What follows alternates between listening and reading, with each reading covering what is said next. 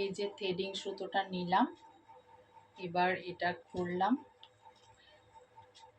এইভাবে দাঁতের মধ্যে ফাঁসালাম। এইটা থাকবে বাঁ হাতে, আমার যতটা দরকার মোটামুটি 1 হাত মতো রেখে আমি এই ভিতর দিকে এইভাবে সুতোটাকে দেব।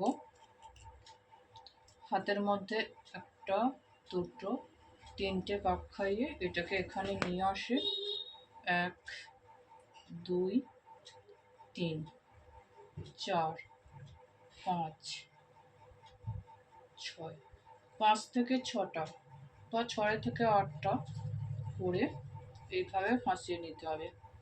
দিয়ে এইভাবে সুতোটা টানতে হবে। এইভাবে এই যে ফাঁক, এইভাবে এটা দিয়ে ফাঁক করছি। এই যে এরকম 3টে আঙুল দিয়েও করা যায়, 2টো আঙুল দিয়েও করা যায়, আবার অনেকে তো 1টা আঙুল দিয়েও করে, তবে 3 আঙুল দিয়ে বেশি ভালো হয়। এরকম সোজা রাখতে হবে।